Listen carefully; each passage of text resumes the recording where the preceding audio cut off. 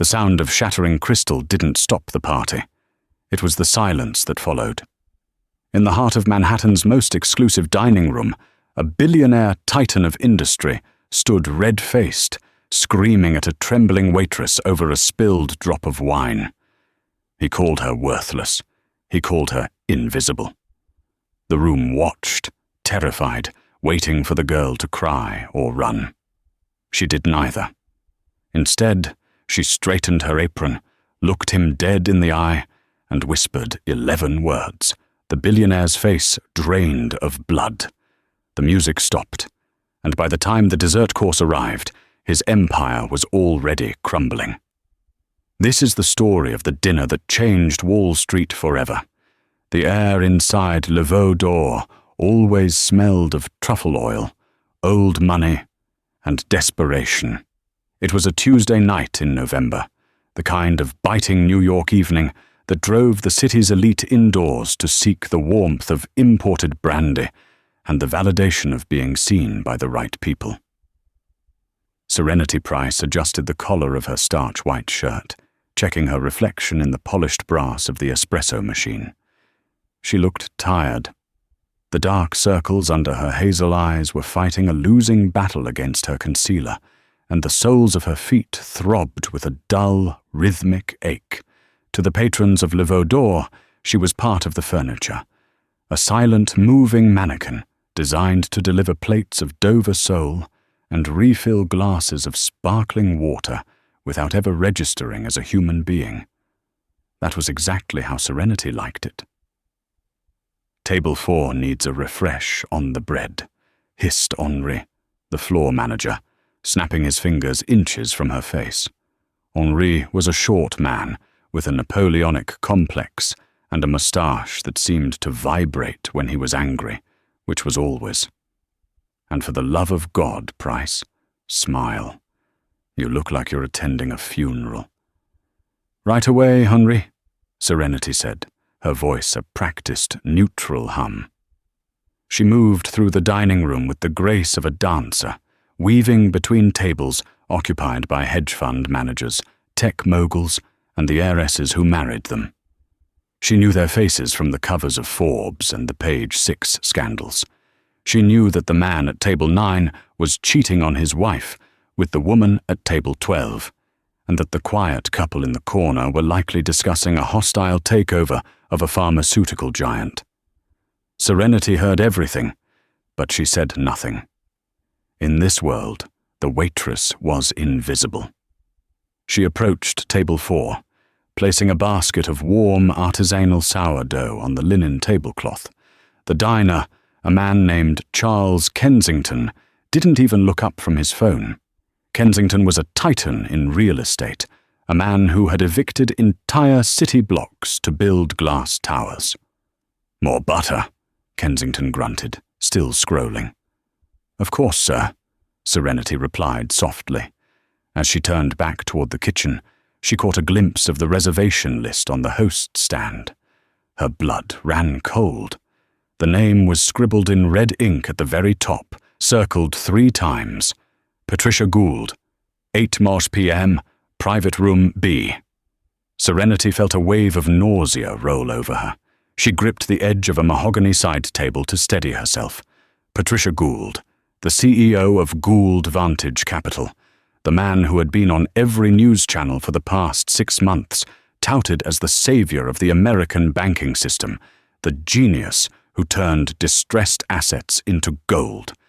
He was also the man who had destroyed her father. Serenity, Henri's voice cut through her panic. VIP arrival. Get the 1982 Chateau Margaux ready. He's here. She took a deep breath, forcing her heart to slow its frantic hammering against her ribs. It had been 5 years. 5 years since the trial. 5 years since her name was legally changed, since she dyed her blonde hair a chestnut brown, since she buried the person she used to be. Patricia Gould wouldn't recognize her. To him, people like her were just ants. You don't memorize the face of the ant you step on. I'm on it, Serenity said, her voice surprisingly steady. She walked toward the wine cellar, her hands trembling only slightly. Fate, it seemed, had booked a reservation for 2. Patricia Gould did not walk into a room. He invaded it. He burst through the heavy oak doors of the restaurant at 8:05 p.m., flanked by 2 junior associates who looked like they hadn't slept in a week, and a tall, striking woman in a red dress who looked bored. Gould was a large man, broad-shouldered and imposing, with silver hair swept back aggressively and a tan that could only be acquired in St. Bart's during the winter. The energy in the restaurant shifted immediately. Conversations hushed, heads turned. This was the power of extreme wealth. It demanded attention even when it was being rude. "My usual table was taken?" Gould barked at the hostess, a young girl named Lily who looked ready to faint. "I specifically asked for the window." I'm so sorry, Mr. Gould," Lily stammered. "Mr. Kensington is currently at the window table and we couldn't—" "Kensington!" Gould scoffed, loud enough for half the room to hear. He glanced over at table 4. Charles Kensington raised a glass in a mock toast, a shark acknowledging another shark. Gould rolled his eyes. "Fine, put me in the private room. But if the service is slow, I'm buying this building and turning it into a parking lot." His associates laughed nervously. The woman in red checked her watch. Henry, the manager, was sweating. He grabbed Serenity by the arm as she emerged from the cellar with the wine decanter. "Price, listen to me," Henry whispered, his eyes wide. "You are taking the private room. You are the most experienced server we have tonight. Do not speak unless spoken to. Do not make eye contact. Just pour the wine, serve the food, and disappear. He is in a foul mood." "I can handle him," Serenity said. She felt a strange coldness settling in her chest. It wasn't fear anymore. It was something sharper. She walked into private room B. The walls were lined with velvet, and the lighting was dim. Gould was already seated at the head of the long table, his jacket off, his tie loosened. He was loudly recounting a story to his associates. "So I told the SEC regulators, you can audit the fund, or you can audit my golf swing, but you're not going to find anything wrong with either." The associates roared with laughter. Serenity moved silently to the table. She presented the bottle of Chateau Margaux. "1982, sir," she said softly. Gould stopped laughing. He looked at the bottle, then up at her. His eyes were icy blue, predatory, and completely devoid of warmth. For a second, Serenity thought he saw her, really saw her, the daughter of the man he'd framed for embezzlement. But his gaze slid off her face like she was made of glass. "Open it," he commanded, "and let it breathe. If I taste a single sediment, I'm sending it back." Serenity performed the ritual of opening the wine with surgical precision. The cork popped with a gentle sigh. She poured a small amount into his glass for the tasting. Gould swirled the liquid, watching the legs of the wine run down the glass. He took a sip, swished it around his mouth, and swallowed. The room held its breath. "It's acceptable," he grunted. "Pour." As Serenity moved around the table filling glasses, she listened. This was the habit of a lifetime, but tonight it was a weapon. "The merger goes through on Friday," Gould was saying, his voice lower now. "We've leveraged the pension funds from the transport union deal. It's risky, but by the time the auditors realize the liquidity is phantom, we'll have stripped the assets and moved the capital to the Caymans." One of the associates, a young man named Peter, looked nervous. "But Mr. Gould, if the union finds out we used their pension pot as collateral, that's federal fraud. That's what happened to, well, you know." "To Price?" Gould laughed. The sound of her real family name made Serenity's hand jerk. A single drop of red wine splashed onto the pristine white cuff of Patricia Gould's custom-made Italian shirt. Time stopped. The red stain bloomed on the white fabric like a gunshot wound. For 3 seconds nobody moved. The young associate, Peter, covered his mouth. The woman in the red dress stopped checking her phone. Henry, who had been hovering near the door, turned a pale shade of grey. Patricia Gould looked at his cuff. Then he looked at Serenity. His face went from a confident tan to a deep, violent crimson. He stood up so abruptly that his chair flew backward and crashed into the wall. "You stupid, clumsy cow!" he roared. The sound echoed off the velvet walls and spilled out into the main dining room. Serenity took a step back, clutching the bottle. "Sir, I apologize. I will get some club soda immediately." "Club soda?" Gould screamed, stepping closer, invading her personal space. He smelled of expensive cologne and rotting morality. "This shirt costs more than you make in a year. You think club soda fixes incompetence? You are worthless." He grabbed his wine glass, the crystal goblet full of the 1982 vintage, and hurled it at the wall. It shattered inches from Serenity's head, showering her hair with shards of glass and red wine. The main dining room fell silent. The music was cut. Guests at the nearby tables stood up, peering toward the private room. Charles Kensington was watching intently. "I want you fired!" Gould was screaming now, his veins bulging in his neck. "I want you out on the street! I will make sure you never work in this city again. Do you know who I am?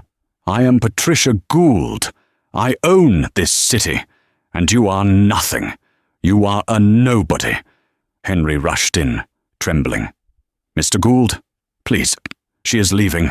She is fired right now. Price, get out!" Serenity didn't move. She stood amidst the broken glass, wine dripping from her apron. She looked down at the floor, breathing slowly. The fear was gone. The hesitation was gone. The years of hiding, of working double shifts, of living in a studio apartment in Queens while this man lived in a penthouse built on her father's grave. It all evaporated. She looked up. The transformation was subtle but terrifying. Her posture shifted. She wasn't standing like a waitress anymore. She was standing like a CEO. She looked Patricia Gould directly in the eyes, her gaze piercing through his bluster. "Are you finished?" she asked. Her voice was not loud, but it possessed a cold clarity that cut through the room like a scalpel. Gould blinked, taken aback by her tone. "Excuse me? You speak to me?" "I asked if you were finished," Serenity repeated, stepping forward, crunching the glass beneath her sensible work shoes. "Get her out of here," Gould yelled at Henry. "She's insane." "Mr. Gould," Serenity said. She didn't shout. She didn't have to. She reached into her apron pocket. Everyone expected her to pull out a rag, or maybe a weapon. Instead, she pulled out a cheap, disposable smartphone. She held it up. The screen was recording. "Mr. Gould," she said, her voice dropping an octave, carrying the weight of a judge passing a sentence. "Does the name Project Chimera mean nothing to you, or should I ask the waitress you paid off in 1999 to explain why the Cayman accounts are in your daughter's name?" The silence that followed was absolute. It wasn't just quiet. It was a vacuum. The blood drained from Patricia Gould's face so fast he looked like a wax figure. His mouth opened, but no sound came out. The arrogant rage vanished, replaced instantly by a primal, animalistic terror. The young associate, Peter, dropped his fork. It clattered loudly against the china, but no one flinched. Gould sank back into his chair, his legs suddenly unable to support him. He stared at Serenity, his eyes wide, searching her face, trying to place the ghost he was looking at. "Who?" he whispered, his voice trembling. "Who are you?" Serenity smiled. It was not a nice smile. "I'm the error in your ledger, Patricia," she said. The air in private room B was so thick with tension it felt suffocating. The crash of the broken wine glass still echoed in everyone's ears. But it was Serenity's question, that single, lethal sentence about Project Chimera, that had truly shattered the room. Patricia Gould was gripping the edge of the table, his knuckles white. The veins that had been bulging with rage a moment ago were now throbbing with panic. He looked at the phone in Serenity's hand, then at the open door where half the restaurant was now peering in. "Henri," Gould croaked, his voice unrecognizable. "Clear the room. Close the door, now." Henri, the manager, looked between his billionaire patron and his waitress. He was trembling. "Everyone, please, back to your tables. Nothing to see here. Just a misunderstanding."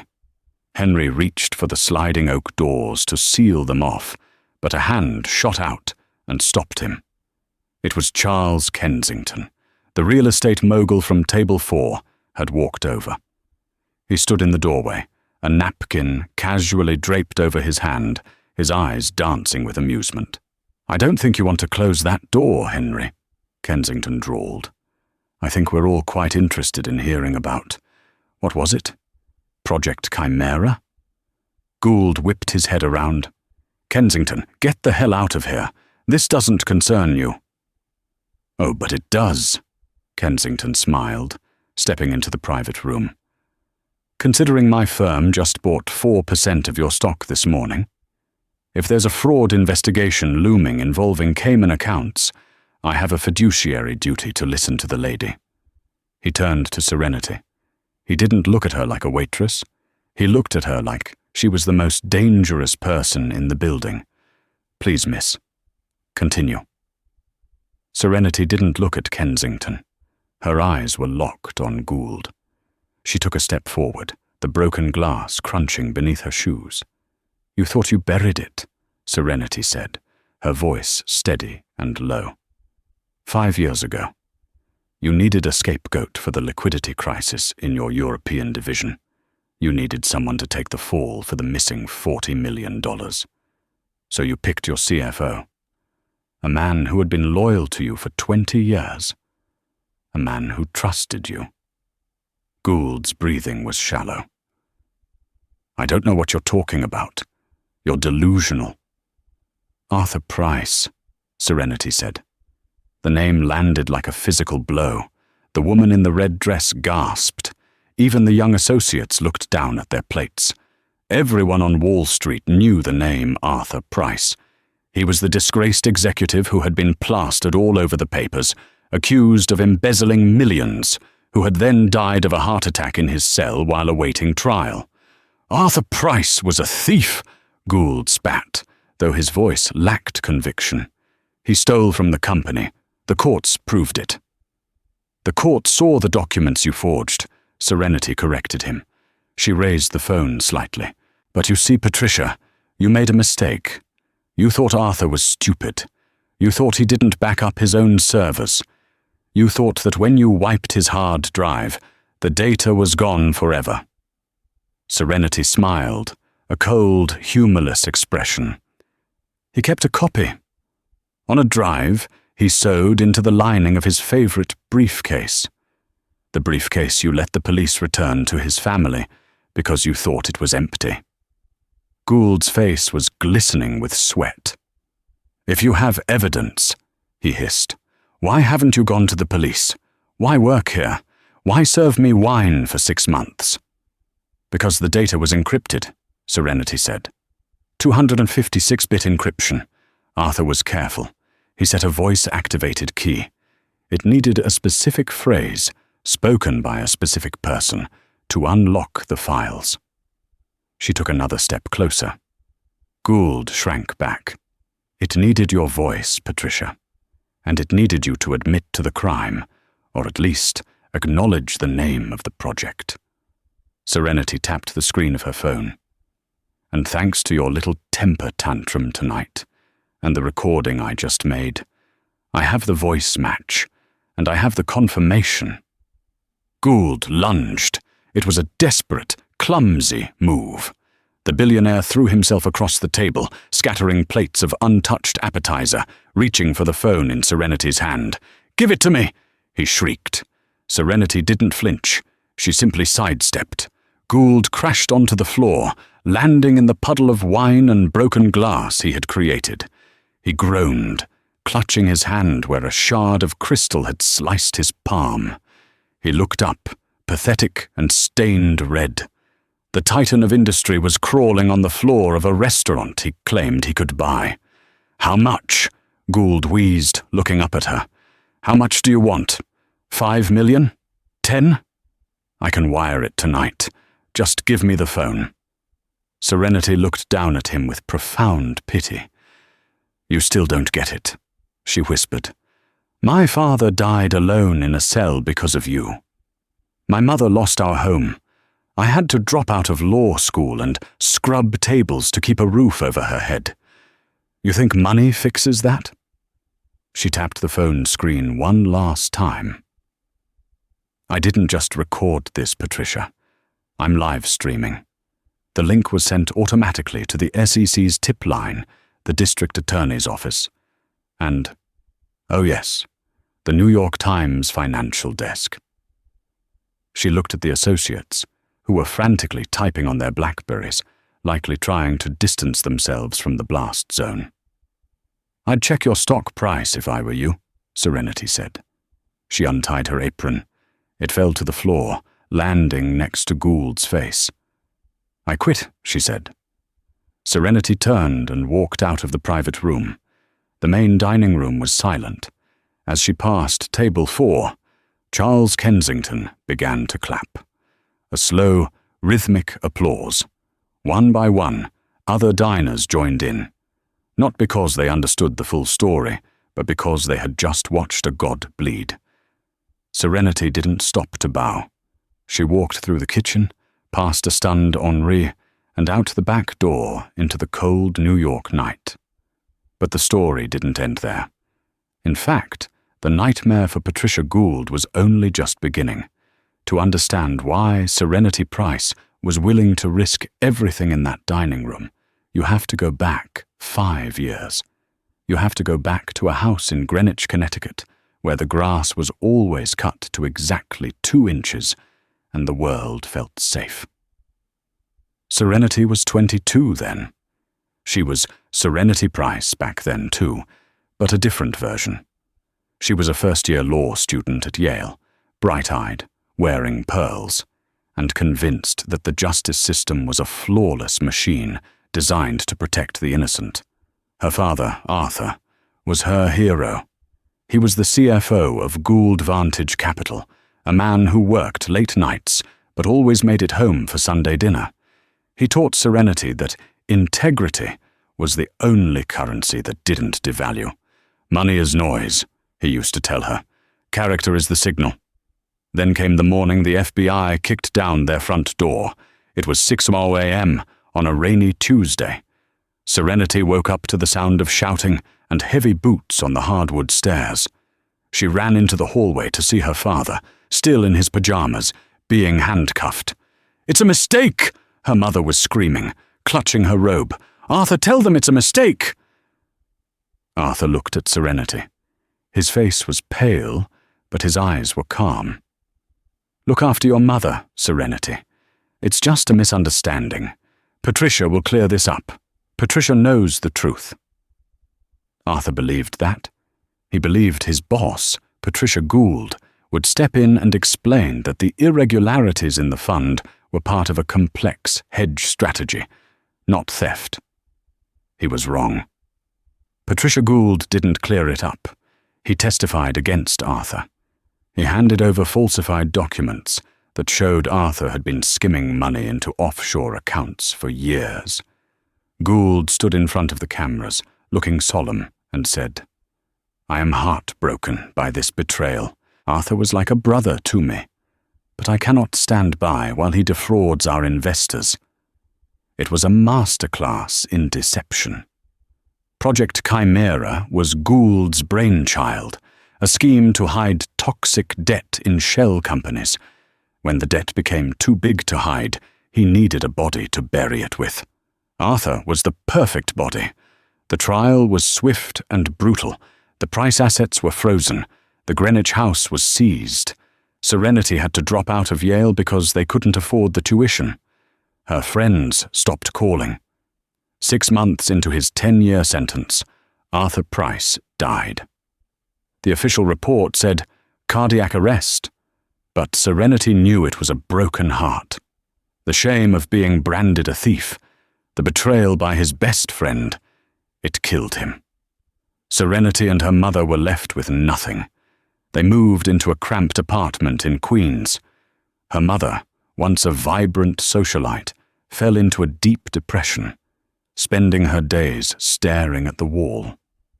Serenity got a job waiting tables because it was the only work she could find that paid cash and didn't ask too many questions. She learned to be invisible. She learned that people say things in front of the help that they would never say in court. 3 months after her father died, the police returned his personal effects: a watch, a wedding ring, and his old leather briefcase. Serenity sat on the floor of her apartment, holding the briefcase, smelling the faint scent of her father's tobacco and peppermint. She ran her fingers along the lining, just like she used to do as a child when she hid notes for him to find at work. She felt something hard. She grabbed a kitchen knife and sliced open the leather lining. Inside was a small, silver USB drive wrapped in a post-it note. The note had her name on it. Serenity, if you are reading this, I am gone. I was too weak to fight him, but I wasn't stupid. I kept the Chimera logs. They are encrypted. The key is voice-recognized. It requires the phrase Project Chimera spoken by the administrator. Use this only if you must. Justice is a long game. For 4 years, Serenity tried to crack it. She hired hackers on the dark web, but the encryption was military grade. She needed Gould's voice, and not just any recording. She needed him to say the specific trigger words in a specific sequence, which the drive's software, which she had loaded onto her phone, would recognize to unlock the data payload. She needed to get close to him. She stalked his habits. She learned he dined at Le Veau d'Or every Tuesday or Wednesday when he was in town. She learned he liked the window table. She learned he drank 1982 Chateau Margaux. She applied for a job at the restaurant. It took her 6 months to get hired, and another year to work her way up to the main dining room. She endured the blisters, the rude customers, the sexual harassment, and the exhaustion. She became the perfect waitress, silent, efficient, invisible. She waited. She watched him come in, week after week, laughing with his cronies, spending more on a single dinner than her mother had to live on for a year. Every time she poured his wine, she imagined pouring poison. But she held back. She needed the moment. She needed him to say the words. Tonight, she hadn't planned to spill the wine. That was an accident, a slip of the hand caused by the visceral reaction to hearing her father's name mocked. But when Gould exploded, when he shattered the glass and screamed at her, Serenity realized the moment hadn't just arrived. It was being served on a silver platter. She knew his ego. She knew if she challenged him, if she hinted that she knew his darkest secret, he wouldn't be able to help himself. He would say the name. He would implicate himself. And he did. Now, walking away from the restaurant, the cold wind felt like a baptism. Serenity pulled her coat tighter. Her phone buzzed in her pocket. It was a text from an unknown number. Reviewing the files now. This is dynamite. Stay safe. We're moving on him in the morning. SEC Enforcement Division. Serenity looked up at the skyline of Manhattan. Somewhere in one of those penthouses, Patricia Gould was bleeding and calling his lawyers. But it was too late. The ghost of Arthur Price had finally come home. But Serenity didn't know that Gould had one last card to play. He wasn't just a businessman. He was a man with connections to people far more dangerous than lawyers.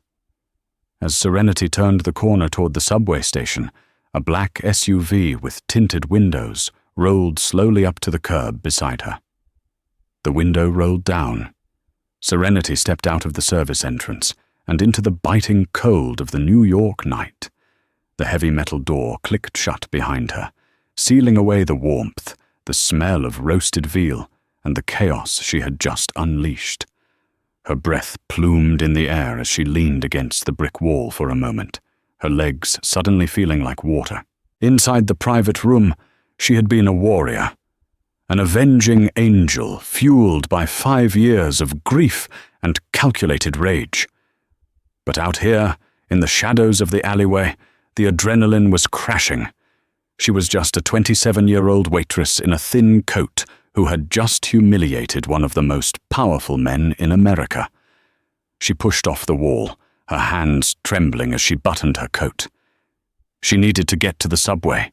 She needed to get underground, away from the prying eyes of the street, and back to the safety of Queens. She turned the corner onto the side street, her heels clicking rapidly on the pavement. The street was deserted, save for a pile of garbage bags awaiting morning collection. Then she heard it. The slow, heavy crunch of tires on gravel. A black SUV, massive and matte dark, rolled out from the shadows of a parking garage across the street. It didn't speed up. It didn't honk. It moved with the slow, deliberate pace of a predator that knows its prey has nowhere to run. Serenity's heart hammered against her ribs. She picked up her pace, clutching her phone like a talisman. The SUV matched her speed, purring alongside her like a mechanical beast. It swerved sharply, mounting the curb and blocking her path to the subway entrance. Serenity stopped dead. The tinted rear window lowered just enough to reveal a pair of eyes behind dark sunglasses, absurd for 10 o'clock at night, but terrifyingly effective. "Mr. Gould would like to have a word," a voice rasped from the dark interior. It sounded like gravel grinding in a mixer, a voice that had delivered bad news to good people many times before. "He feels there was a misunderstanding regarding your severance package." Serenity didn't freeze. She didn't scream. The terror was there, icy and sharp, but the survival instinct she had honed over 5 years of poverty took over. She realized instantly that if she got into that car, she would never be seen again. Patricia Gould wasn't offering a settlement. He was erasing a liability. "I've already said my piece," Serenity said loudly, stepping back toward the halo of a flickering streetlight. She held her phone up, the screen glowing bright in the darkness. "And I'm currently on a call with the 19th Precinct. You're live, gentlemen. Say hello to the sergeant." It was a bluff. Her thumb was hovering over the keypad, but she hadn't dialed yet. The man in the back seat hesitated. For a second, the bluff seemed to work. But then, the passenger door unlatched with a heavy thunk. A man stepped out. He was thick-necked, wearing a cheap leather jacket, and he reached inside his lapel as he moved toward her. "Put the phone down, sweetheart," the man said, his voice dropping to a menacing growl. "Don't make this messy." Serenity backed up, her heel catching on a crack in the pavement. She stumbled, regaining her balance, just as the man lunged forward to grab her arm. Suddenly, the alley was flooded with blinding white light. A silver Maybach swerved around the corner with a screech of tires that tore through the silence. It didn't slow down. It mounted the curb with aggressive precision, slamming to a halt at a 45-degree angle, boxing the black SUV against a fire hydrant and cutting off the man's path to Serenity. The rear door of the Maybach flew open before the car had even fully stopped. It wasn't the police. It was Charles Kensington. The real estate mogul stepped out into the freezing wind, his tuxedo jacket unbuttoned, looking utterly unbothered by the potential for violence. He adjusted his cufflinks, his face a mask of bored aristocracy, as if he were interrupting a dull dinner party rather than an abduction. Behind him, the driver's door opened, and a mountain of a man unfolded himself from the front seat. This was Oswald, Kensington's personal driver and bodyguard, a man who stood 6'5" and looked like he could bench press the SUV. Kensington walked calmly toward the thugs, tapping on the hood of their black SUV with his knuckles. "Gentlemen," Kensington drawled, his voice carrying the easy, dangerous authority of a man who owned the pavement they were standing on. "I believe you're illegally parked, and I believe you're harassing my associate." The thug who had stepped out froze, looking from Oswald to Kensington. The driver of the black SUV leaned out, his sunglasses sliding down his nose. "This doesn't concern you, Kensington," the driver spat. "Back off. This is internal company business." "Actually," Kensington smiled, though the expression didn't reach his cold, steel-grey eyes. "Miss Price is no longer an employee of Gould Vantage, and considering she is the primary witness in a federal investigation that I have a significant financial stake in, I consider her safety to be my business." Oswald stepped forward, cracking his knuckles. The sound was like a gunshot in the narrow street. The men in the black car did the math. Abducting a waitress in the dark was a job. Getting into a street brawl with Charles Kensington, a man with more political connections than the mayor, and a bodyguard the size of a vending machine, was a career-ending suicide mission. "Tell Gould it's over," Kensington said, his smile dropping instantly. The playfulness vanished, replaced by a ruthless intensity. "Tell him if he comes near her again, I'll buy the mortgage on his Hamptons estate and evict his mother by morning." The driver cursed under his breath. The thug on the street scrambled back into the passenger seat. The black SUV reversed aggressively, scraping its rims against the curb in a shower of sparks, and peeled away into the night traffic, disappearing around the corner. Serenity let out a breath she felt like she'd been holding for an hour. Her knees gave way, and she grabbed the hood of the Maybach to steady herself. "Get in," Kensington said gently, gesturing to the warm, leather-clad interior of his car. "Oswald will take us to the federal building. The FBI is expecting you. I made a call from the table." Serenity looked at him warily, her chest heaving. "Why?" she asked, her voice cracking. "You're one of them. You're a billionaire. You play golf with these people. Why help the waitress?"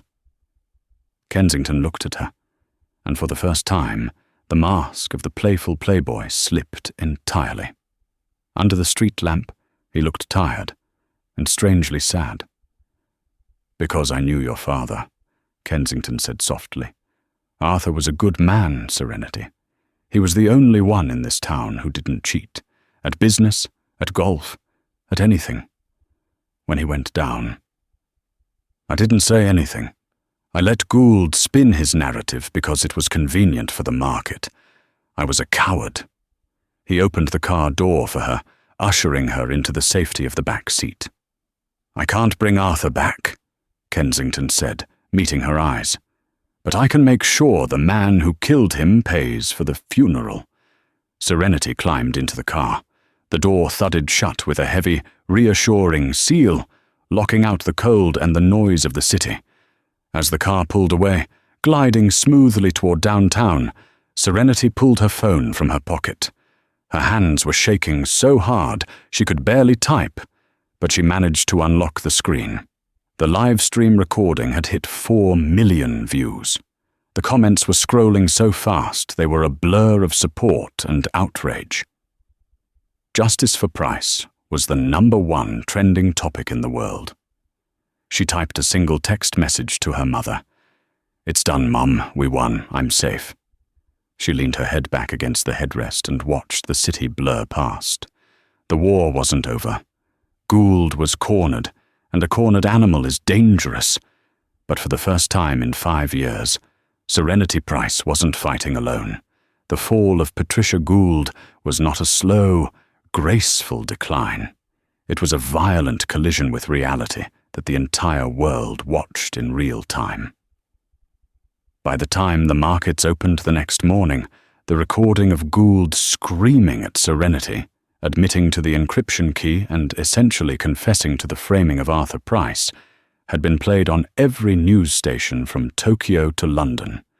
It was the lead story on CNN, the trending topic on Twitter, and the screaming headline of the Financial Times. Inside the secure safe house, provided by the Witness Protection Program, Serenity sat on the edge of a beige sofa, clutching a mug of tea that had long since gone cold. The television flickered with images of the New York Stock Exchange. It was a sea of red. Gould Vantage Capital had lost 60% of its value in pre-market trading. The empire that Patricia Gould had built on smoke, mirrors, and the bones of honest men was dissolving into ash. But the man himself was missing. At 7 a.m., a tactical team of federal agents breached the mahogany doors of his penthouse on Park Avenue. They found a half-packed suitcase, an open wall safe emptied of cash, and a breakfast that had been abandoned mid-bite. The doorman, terrified and sweating, reported that Mr. Gould had left via the service elevator at 4 a.m., wearing a baseball cap and carrying 2 duffel bags. For 3 agonizing days, the city held its breath. Serenity couldn't sleep. Every time the floorboards creaked in the safe house, her heart hammered against her ribs. She kept expecting the phone to ring with the news that he had escaped, that he was already on a non-extradition island, sipping a cocktail and laughing at the justice system. The manhunt was relentless. The FAA grounded his private jet at Teterboro Airport. His yacht in the harbor was seized. His credit cards were flagged. Patricia Gould was a man who had never swiped a MetroCard in his life, a man who didn't know how to function without an assistant to open the door for him. Now, he was a fugitive in a world he deemed beneath him. On the 4th day, the tip came in. It didn't come from a high-tech surveillance drone or a corporate rival. It came from a waitress at a roadside diner in rural Pennsylvania, a woman named Janice, who worked the graveyard shift. She called the hotline to report a customer in the back booth, a man wearing a suit that cost more than her car, who was trying to pay for a plate of scrambled eggs with a wad of euros because he hadn't thought to bring American cash. State troopers found the Lion of Wall Street 3 miles down the road, hiding in the bathroom of a derelict gas station. The footage of his arrest was grainy, shot from a police dashboard camera, but it was unmistakable. Patricia Gould, disheveled, unshaven and weeping, was dragged out in handcuffs. He wasn't roaring anymore. He was reduced to a frightened man cowering next to a vending machine, his dignity left somewhere in the dirt. The trial began 6 months later. The press dubbed it the trial of the decade, and the queue for the public gallery wrapped around the block. Serenity Price walked into the federal courthouse, not as a server, but as the prosecution's star witness. She had spent the last half-year finishing her law degree online, channeling her trauma into an obsession with the statutes and codes that would ensure Gould never saw daylight again. She wore a navy blue suit, sharp, tailored, and professional. Her hair was pulled back. When the heavy courtroom doors swung open, the murmuring crowd fell silent. She took the stand. To her left, at the defense table, Patricia Gould sat slumped in his chair. He looked 20 years older. His skin was sallow, his hair thinning. He refused to look at her, staring intently at the grain of the wooden table as if it contained the secrets to his salvation. The defense attorney, a high-priced mercenary named Sterling. No, his name was Richard Vance. Wait, no, a generic name. A man named Horriman was known for shredding witnesses. He circled Serenity like a shark in the water, his voice dripping with condescension. "Miss Price," Harriman began, pacing before the jury. "Let's be honest with the court. You were a disgruntled employee, were you not? You were fired for incompetence, for spilling wine on a client, and in retaliation, you produced a recording that you claim incriminates my client. Isn't it true that you baited him? That you orchestrated a scene to entrap a wealthy man for a payout?" The courtroom held its breath. The jury watched Serenity, waiting for the crack in her armor. They expected the waitress to crumble. Serenity adjusted the microphone. She looked Harriman in the eye, then shifted her gaze to the jury. Her voice was steady, resonating with a calm that unnerved the defense.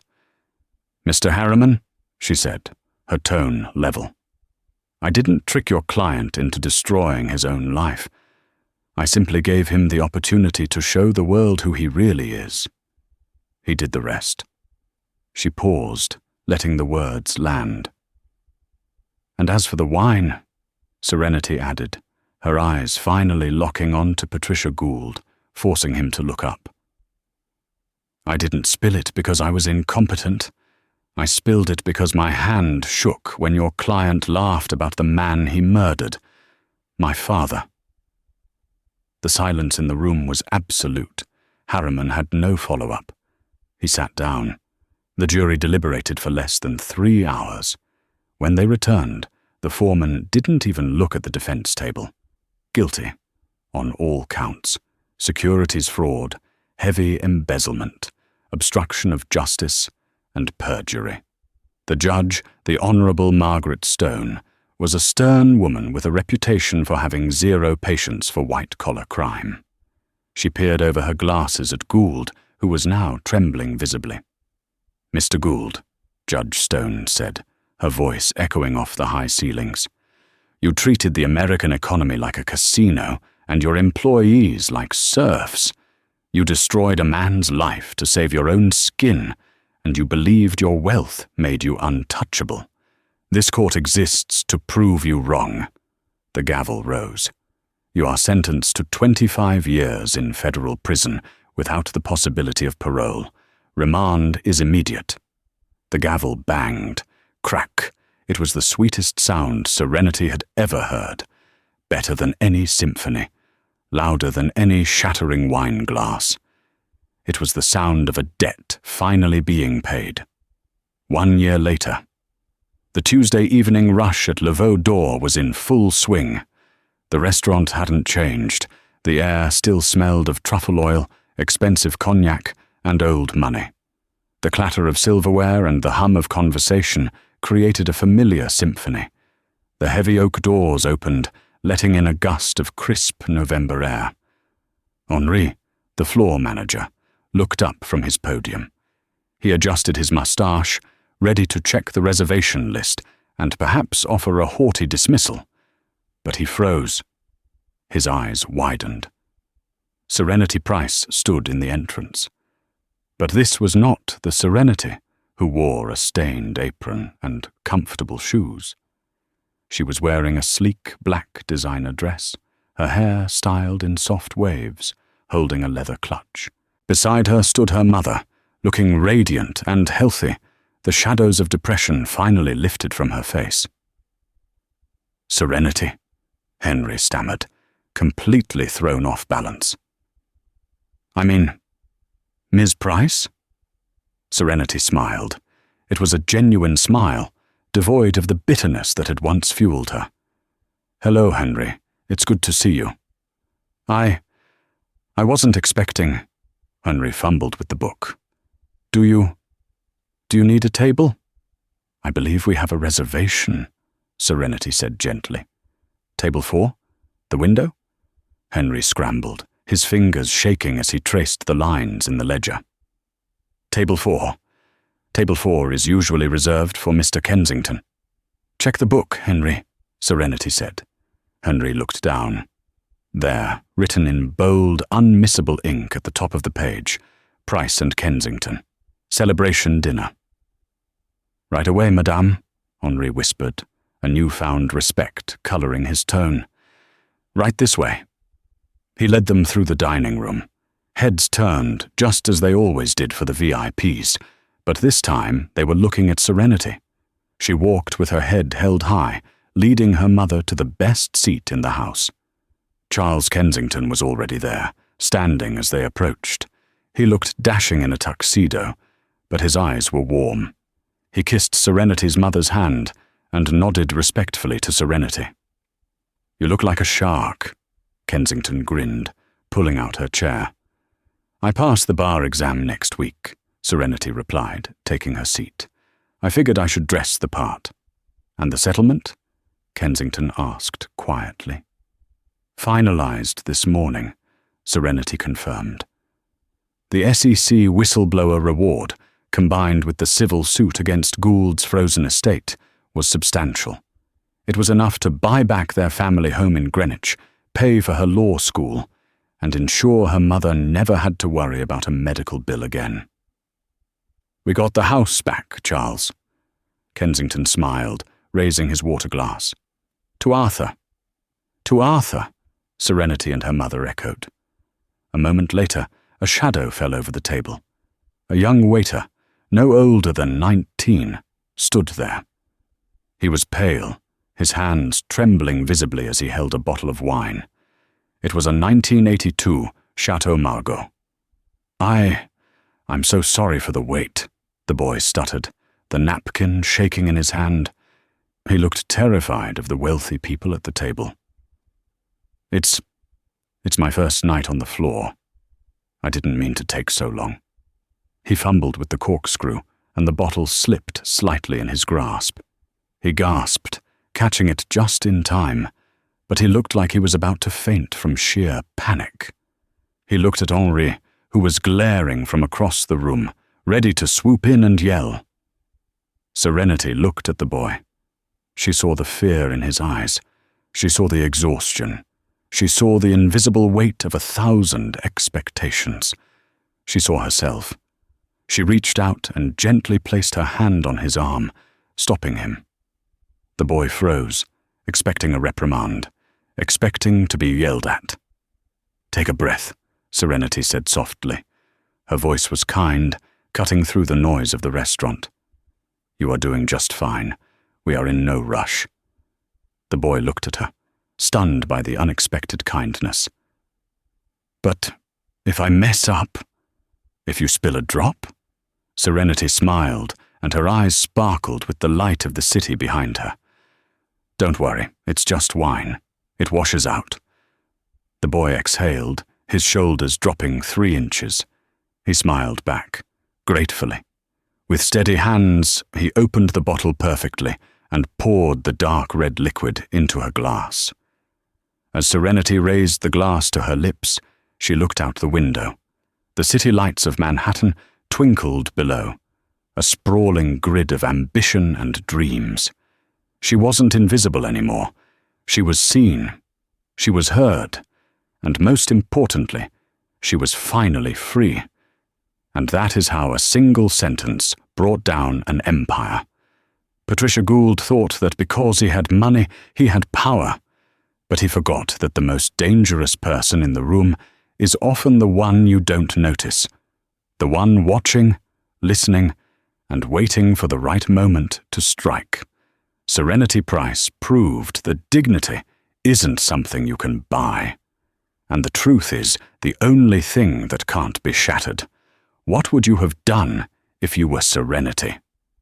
Would you have taken the bribe, or would you have burned it all down? Let me know in the comments below.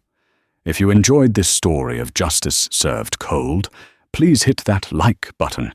It really helps the channel. And don't forget to subscribe and ring the bell so you never miss a story. Thanks for watching, and I'll see you in the next one.